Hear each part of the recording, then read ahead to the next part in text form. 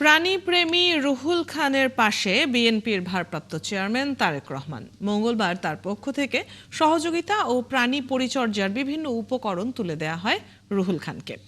মোহাম্মদপুরের ইত্যাদি এন্টারপ্রাইজের এই কর্ণধারের ডাকে ছুটে আসে কুকুর, বিড়াল, সাপ ও বেজিসহ নানা ধরনের প্রাণী, যাদের পরম মমতায় পরিচর্যা করেন তিনি, আর অসুস্থদের দেন চিকিৎসা। সাজিদ সরকারের প্রতিবেদন। প্রাণীদের এক বিশ্বস্ত আশ্রয়স্থল হয়ে উঠেছেন রুহুল খান। গভীর ভালোবাসা ও মমতায় তার এক ডাকেই ছুটে আসে বেজি, বিড়াল ও কুকুর সহ নানা প্রাণী। মোহাম্মদপুরের আজম রোডে ছোট্ট একটি দোকানেই নানা ধরনের প্রাণীর বসবাসের জায়গা করেছেন রুহুল। বিএনপির ভারপ্রাপ্ত চেয়ারম্যান এলাকাবাসীর কাছে তিনি পরিচিত একজন নীরব সেবক হিসেবে, যিনি অসুস্থ প্রাণীদের পাশে দাঁড়িয়ে চিকিৎসা ও যত্ন নিশ্চিত করেন। রুহুল খান যেখানেই যান সেখানেই তার সঙ্গী হয়ে থাকে এসব প্রাণী। আমরা যারা পশু পাখি নিয়ে কাজ করি তারা আমরা নিজেদের জন্য কাজ করি না, দেশ ও জাতির জন্য কাজ করি, যারা দেশ ও জাতির মানুষ ভালো থাকতে পারে।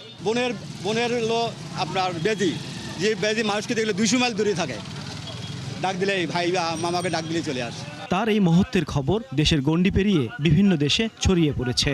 মানবতা ও সহমর্মিতার অনন্য দৃষ্টান্ত দেখে পাশে দাঁড়িয়েছেন বিএনপির ভারপ্রাপ্ত চেয়ারম্যান তারেক রহমান। মঙ্গলবার বিএনপির ভারপ্রাপ্ত চেয়ারম্যান তারেক রহমানের পক্ষ থেকে মোহাম্মদপুরে আসেন বিএনপির সিনিয়র যুগ্ম মহাসচিব রুহুল কবির রিজভী, আমরা বিএনপি পরিবার এবং অ্যানিম্যাল ওয়েলফেয়ার অ্যাসোসিয়েশন সংস্থাটির পক্ষ থেকে নানা ধরনের সহযোগিতা করা হয় এই প্রাণীপ্রেমীকে। অ্যানিম্যাল অ্যাসোসিয়েশন এটার সমৃদ্ধ ঘটছে আস্তে আস্তে। যখন অ্যাম্বুলেন্স সার্ভিস, তখন হসপিটালের দিকে গেছি আমরা। হসপিটালটি হয়তো আমরা বৃহৎ আকারে এখন করতে পারবো না, তবে আমরা হসপিটালের বাসা একটা ভাড়া নিয়ে আমরা চালু করতেছি আগামী মাসে।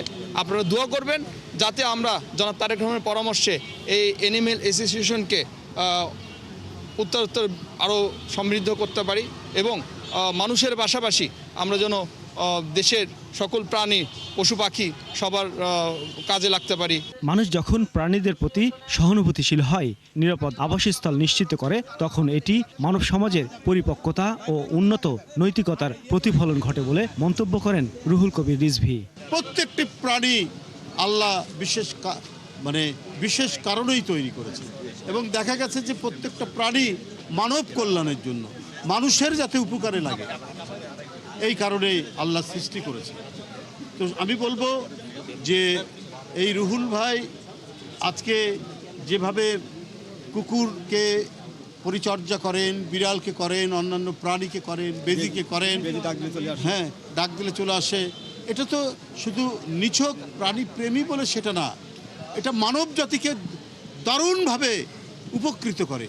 জীববৈচিত্র্য রক্ষা এবং প্রকৃতির ভারসাম্য বজায় রাখার জন্য বাংলাদেশ অ্যানিম্যাল ওয়েলফেয়ার অ্যাসোসিয়েশন এমন কার্যক্রম চালিয়ে যাওয়ার ঘোষণা দেয়। সাজিদ সরকার, ৭১, ঢাকা।